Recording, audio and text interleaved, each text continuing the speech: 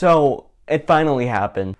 After months of preparation, Russia finally launched its invasion of Ukraine on February 24th, 2022. An era of never before seen peace, from up until the end of World War II to just a couple of weeks ago, has now been broken. And now it feels like we're back to what feels like the 1800s, where countries just attack one another for no other reason but to get more land.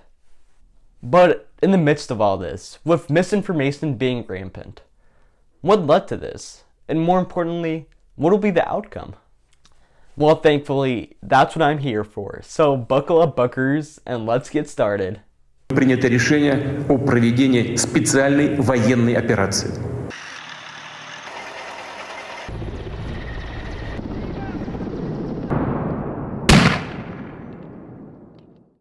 But if you could just give me a hot sec, I'd like to emphasize my views, since I think it's important to state for this video, so everybody could have a better understanding of it.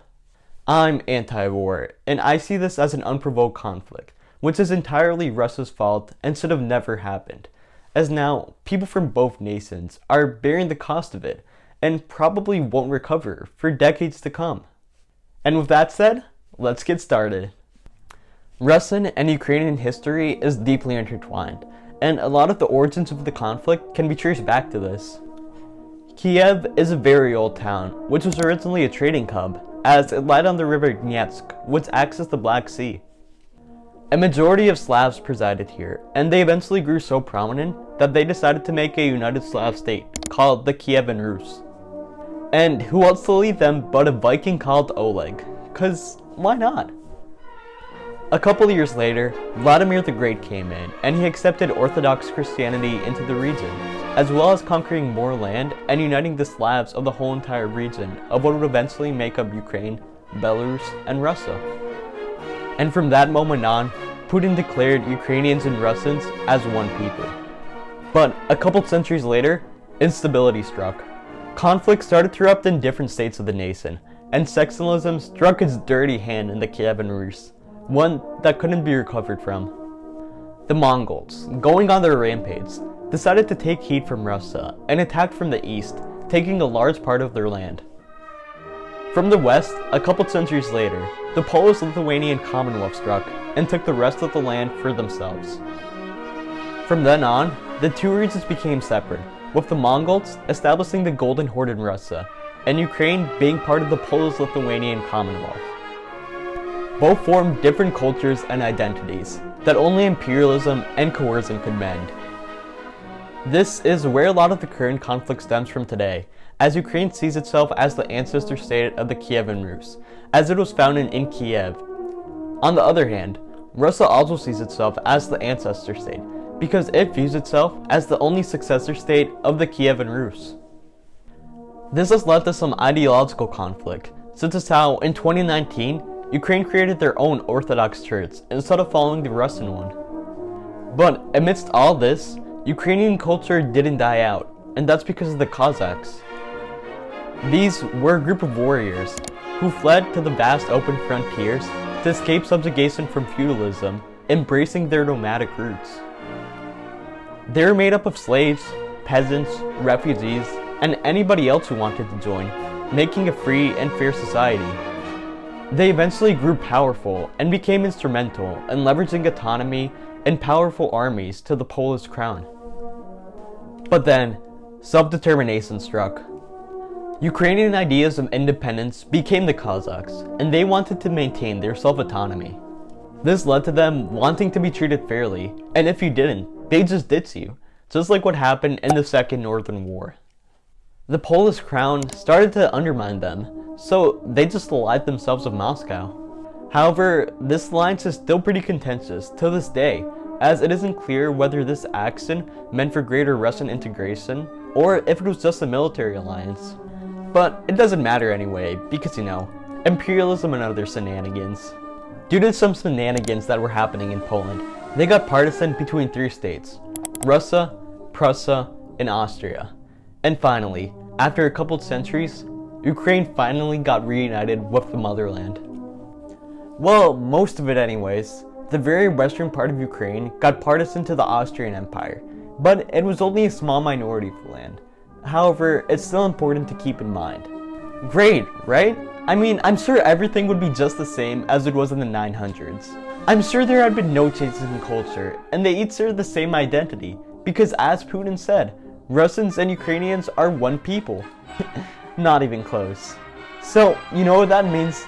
Time to fix things up with good old coercion, exploitation, and the destruction of culture. Ukraine got partisan to Russia in 1793, and immediately, Catherine the Great started an intense Russification campaign on culture and politics that was continued by her successors. Alexander II even went a step further and signed the Edict of Omsk.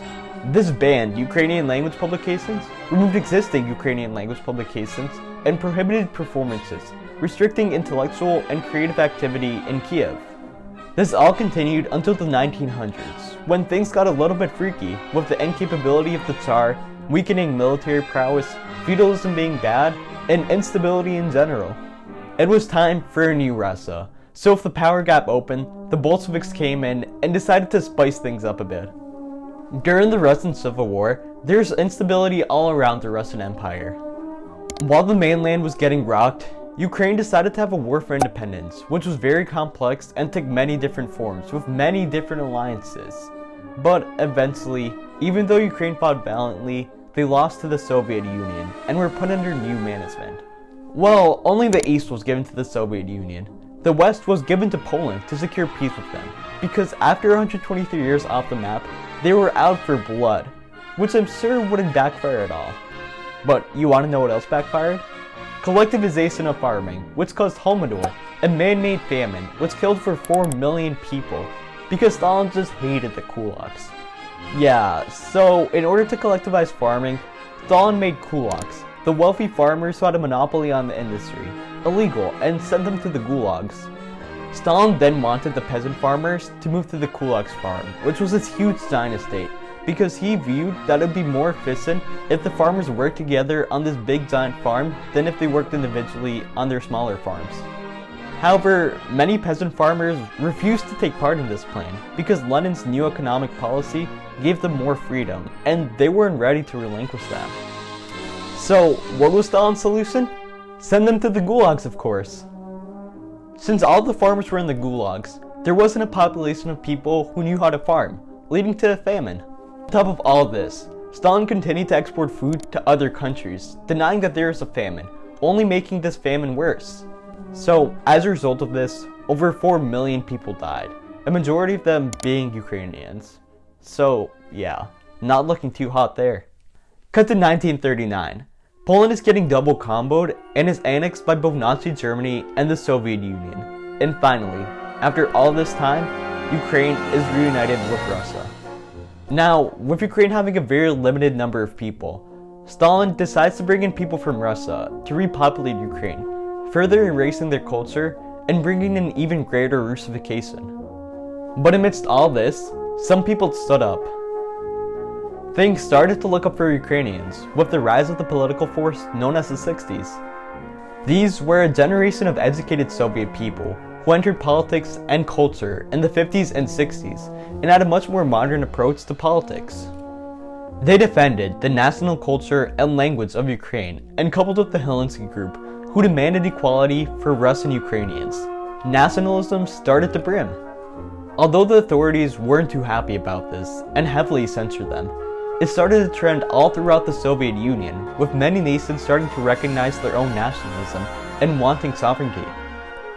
And with the fall of the Soviet Union, their wishes came true. On August 24, 1991, Ukraine declared itself an independent nation. And this brings us all the way to the War of Ukraine. Well, not the current day, but like the war with Ukraine. You see, the current war is just a continuation of an older war that's been going on since 2014, and it can all be explained through sectionalism, because who doesn't love some good old sectionalism? So, do you remember how East and West Ukraine have been separated for a long time? First between the Russians and Austrians during the partition of Poland, and then between the Russians and Polish during the Russian Civil War. And do you remember how a lot of people died in Ukraine?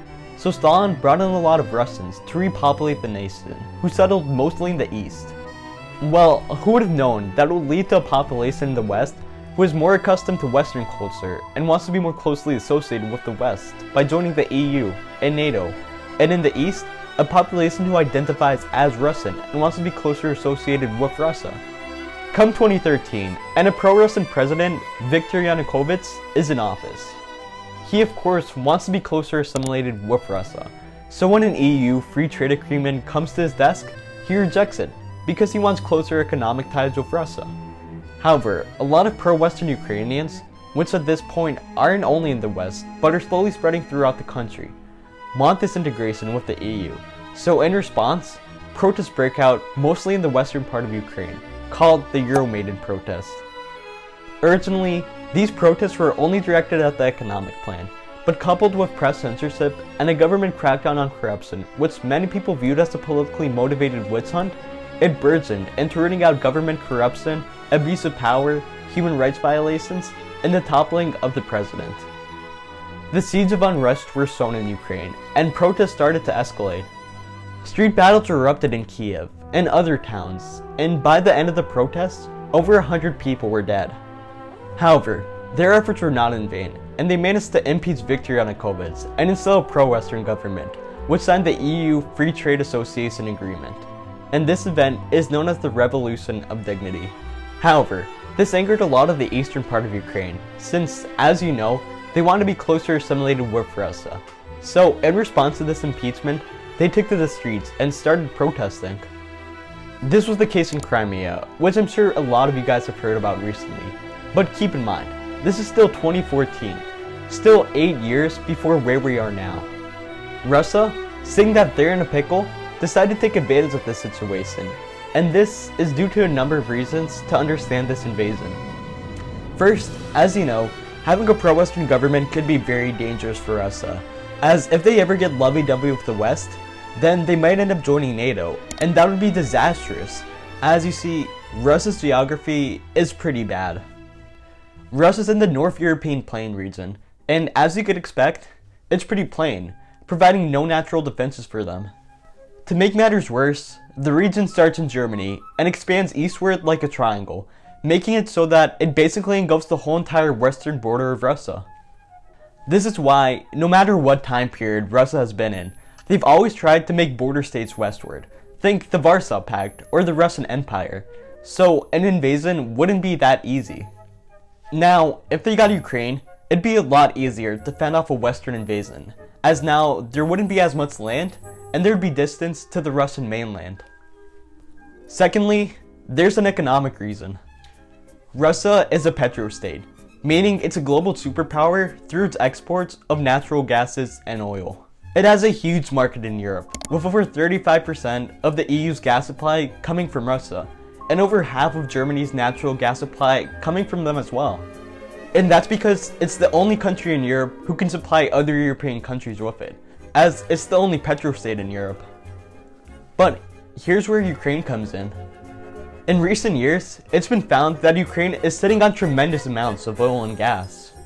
For example, it's been found that in Ukraine's exclusive economic zone in the Black Sea, near the Crimean Peninsula, there are more than 2 trillion cubic meters worth of natural gas, as well as potential shale hotspots around Donetsk and Kharkiv in the east, and the Carpathians in the west. Out of nowhere, it was suddenly a real possibility that Ukraine might have the world's 14th largest reserves of natural gas. This could be very bad for Russia, as it could make them lose their status of being the only petrostate in Europe.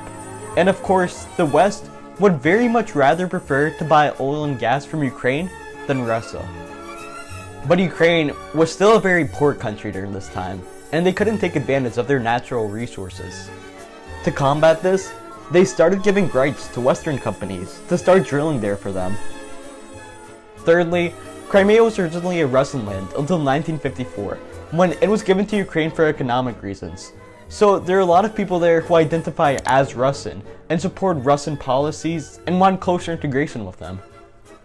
In addition to this addition, there is also a very strategic port in Crimea called Sevastopol, which is one of the only ports that Russia has access to that doesn't freeze, and it also reaches the Black Sea and the Mediterranean Sea. Russia only had access to this port because of an agreement made with Ukraine, But with an increasingly pro-Western government, Russia felt that their time was almost up. So what did Russia do? Invade Ukraine, of course. In the midst of these protests in Crimea, Russia sent unmarked troops to capture parliament and other key sites. They then held a referendum, which many people believe to be rigged, because take a guess why. It was reported that there is an 89% turnout, with 97% of the people voting to be integrated with Russia, which subsequently happened. Huge soccer. I definitely didn't see that coming. The annexation of Crimea had some widespread consequences, especially in Ukraine. Russian sympathizers, who were previously sympathetic to the eastern population who wanted to be closer integrated with Russia, quickly started to adopt anti-Russian sentiment, and this became the norm all around the country. So now, pro-Russians who lived in the east feared repression and hostility from the pro-Western government, so in response, even more protests started to erupt. These escalated quickly, most notably in the eastern Donbass region, in Donetsk and Luhansk. Here, protesters stormed government buildings and declared independent republics. Then, these separatists went on the offensive and tried to get even more land, forcing Ukraine to respond with an anti-terrorist operation. This became known as the War in Donbass, and this event marks the very beginning of the Russo-Ukrainian War. Now, if you think about this, Ukraine should have been able to deal with these very quickly, as these separatists had no military experience, no military weapons, and frankly, nothing going for them. And in some part, they did.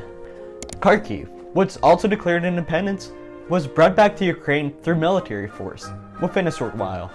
But the thing that was different with these regions was they had Russian support. Russian troops and equipment came to this region, arming, training, and assisting the separatists, making what should have been a quick and easy defeat into a long, protracted war, with over 13,000 people dead on both sides. In addition to this, the war in Donbass and the annexation of Crimea brought instability to Ukraine, diverting their hopes from joining the EU and NATO, forcing Western companies to stop drilling and extracting oil and natural gases, as well as giving Russia basically their entire natural gas deposits. In the first few months of the war, it was incredibly violent. Separatists got land, and in response, the army took it back, and it became this vicious, bloodthirsty cycle, which seemed to have no end in sight. However, a peace agreement was brought forth a couple months after the conflict erupted, called the Minsk Agreement. This called for a ceasefire, special status for the separatist territories, heavy weapons to be pulled from the front lines, and an exchange of prisoners of war. However, this really didn't do anything, as the treaty struggled amid disputes, as even though Russia negotiated the treaty, it stated that it was not a party to the conflict, and therefore not responsible for the implementation of the treaty, while Ukraine argued it was. This, alongside debates on what the special status of the regions would mean, ensured this treaty really didn't take effect, and fighting returned to normal. However, after another couple months of fighting, there is another attempt at peace, with the Minsk II Agreement. This is basically the same as the Minsk I Agreement, and although there are still some internal disputes, fighting did cool off, and it became basically a stalemate, with no one side gaining or losing any land. However, it's important to note that during this war, Ukraine wasn't a saint either. In order to fight this war, they hired mercenaries, with some of them being very far right, being ultra-nationalistic and neo-Nazis. For example, the Azov Battalion, a right-wing extremist faction of the Ukrainian military, uses Nazi symbolism, like the SS emblem, while also trying to target Muslim Russian soldiers by coating bullets in lard. However, after a couple years of relative peace, fighting picked up again in 2021, after the amassing of Russian troops on the Ukrainian border from late March to early April of 2021. Some countries believed that Russia was preparing for an invasion of Ukraine, but Russia just did a military exercise and left. And fighting has continued to this very day. But a few months ago, Russia started sending troops to the eastern border of Ukraine for the second time this year, with the same pretext that they were just doing a military exercise. But this so happened to be just a little before Geneva summit, so Putin, feeling all high and mighty, decided to go there with a list of demands. He wanted NATO to stop expanding, NATO to withdraw troops from Eastern Europe, bringing them back to the pre-1997 boundaries, ending with Germany, as well as ensuring that there would be no military exercises in Eastern Europe without prior Russian approval, and so that America would promise that they wouldn't protect their allies in Eastern Europe with nuclear weapons. I mean, this is just preposterous, right? And that's what every other nation thought. But Putin was serious. You see, NATO's formed during the Cold War to combat the Soviet Union and prevent any conflicts from erupting in Europe. This treaty basically states that if a country attacks any NATO country, then it'll be viewed as an attack to all NATO states, and all NATO states will retaliate. This means that attacking any NATO country would be downright suicidal, as you wouldn't only have to face the country you attacked, but basically all the other countries in Europe, setting the stage for a major global conflict. And Putin has this fear of NATO, that they're out to get Russia. You see, after the Soviet Union collapsed, a majority of the old Soviet states joined NATO, just in case Russia ever got a little bit feisty. However, in Putin's mind, he viewed the Soviets as being one group of people, and he wanted to preserve this through maybe another alliance, similar to the Soviet Union. So, Putin argued that in 1990, Mikhail Gorbachev, seeing the writing on the wall, made an agreement with NATO, which said NATO wouldn't move east and Eastern Europe could remain like a neutral ground, and the US informally agreed. However, it was only agreed that NATO wouldn't move to East Germany after the fall of the Berlin Wall, and the US only agreed informally, meaning not even with an agreement, but verbally. However, Putin still uses this as a justification for this war, and he views that NATO abandoned Russia. Russia had a different expectation of what a post-Soviet world would look like. They still thought that Europe would still be split between two different coalitions, but that didn't happen. Instead, nations used their newfound rights as sovereign countries to decide which coalition they would join through popular sentiment, and it just so happened to be NATO. I guess if you treat your countries like garbage, they're gonna treat you like garbage. Who would have thought? Putin's whole justification for invading Ukraine could be found, of all things, in a blog post he posted on July 12, 2021, called On the Historical Unity of Russians and Ukrainians. This article describes the history between the two nations, and that Russians and Ukrainians are a single whole. He views this in the lens of the national question, which is used prominently in socialist ideology, and it's a way to unite class struggle with anti-imperialism. Through this, he argues that the Kievan Rus binds these nations together, and they have an inseparable tie because of it. Through this, he believes that their cultures are the same, and that again, Russians and Ukrainians are one people. He also believes that modern Ukraine was created by Russia through the Ukrainian Civil War and how they were adopted into the Soviet Union. The only problem with that is that Ukraine had an identity before that, and the Soviet Union isn't Russia. It's an internationalist project, rejecting race, class, and national boundaries to promote a common interest. And with that, Putin started preparing, bringing in over 200,000 troops and military equipment to the southern, eastern, and northern borders of Ukraine. During this time, he started a propaganda campaign back in Russia to prepare for such an invasion, by falsely stating that the Russian population in Ukraine was being oppressed by the neo-Nazi government, and that he needed to come and liberate them. To further prepare for this invasion, he goes to China to meet with Xi Jinping before the Winter Olympics to solidify their alliance by stating that their friendship has no limits. And on February 24th, 2022, Russia starts their invasion of Ukraine, while also simultaneously recognizing the independence of Luhansk and Donetsk through international condemnation. However, what should have been a quick and easy war for the Russians has turned into a long, protracted war. Russia has superiority in all military branches, but yet has barely been able to capture any major cities. And this is all because of Putin's belief that Russians and Ukrainians are one people. He thought he could just walk on in, and Ukrainians would just welcome him with open arms as their savior. He stated that he's coming to liberate the Russian minority who is being oppressed by the neo-Nazi government, but that isn't the case. People in Ukraine have been bringing up arms and have been fighting Russia through guerrilla warfare tactics, and some protests have even broken out in Russia, which of course are immediately dissembled. But that is just how extreme this situation has gotten, where people, knowing that they're going to get sent to prison, go and fight the Russian government. Not only this, but his own army has been struggling. Air superiority should have been achieved a long time ago due to just how much Russia's air force outnumbers Ukraine's, but that isn't even close to the case. Coupled with their own logistical issues for moving on the ground, support from Western countries, and the fierce resistance Ukrainians are entailing, Russia is barely making any progress. So that begs the question, why on earth would Putin invade, knowing that he's going to lose either way? And yes, this is a losing war. Putin has already lost. Even if he does end up capturing Ukraine, that won't really do anything. There's going to be fierce resistance now, as a substantial majority of the people in Ukraine despise Russia and now want nothing more than to be closer associated with the West. In addition, sanctions are literally eating him up right now. Just look what the currency is worth. So many countries have already banned certain exports and imports from Russia.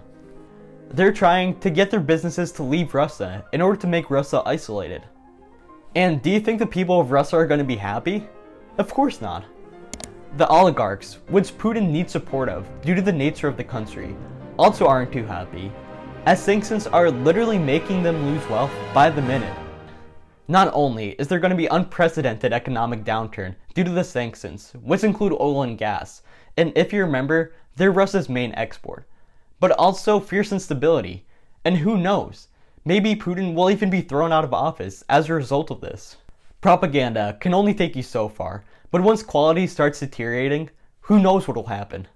So why, knowing all this, did Putin do this? Well, because it's now or never. If he would have waited any longer, then he would risk Ukraine forming mutual protection treaties with Western countries, getting closer assimilated with them, and maybe even joining NATO and the EU, and then there would be no opportunity to integrate Russia with them. So instead, he chose to invade Ukraine, knowing full well the consequences, because waiting wasn't an option anymore. And now, he's brought this senseless war with an attitude from the 1800s, where countries would just attack each other if they wanted land. But this isn't the 1800s, it's the 2000s. We can't be doing this anymore. Putin has now resorted to attacking civilian property, killing countless innocent people, with them qualifying as war crimes. All this to bring back a long-gone dream of remaking the Soviet Union, which he calls the dissembling of the greatest tragedy of the 20th century, because nothing worse definitely didn't happen. And what comes after this? Who knows? If Russia wins, then other countries with territorial ambitions, China with Taiwan for example, might follow in Russia's footsteps. Or maybe, if Russia wins, they'll try to keep going and take over Moldova and Transnistria to try to make a new Soviet Union. Or maybe, just maybe, the brave Ukrainians will beat them, and their place as an economic superpower will fade away. Maybe a peace agreement will form, with some talks happening right now, with a ceasefire happening and Russia getting some parts of eastern Ukraine. Or worse, maybe NATO will intervene, setting the stage for a major global conflict. That's why I'll be leaving a link to a charity which helps Ukrainian refugees in the description below. So please consider donating, even if only $1, as that dollar could go a long way in changing somebody's life for the better. So Putin, hope it was worth it. And with that said, thank you for watching, and as always, stay thinking.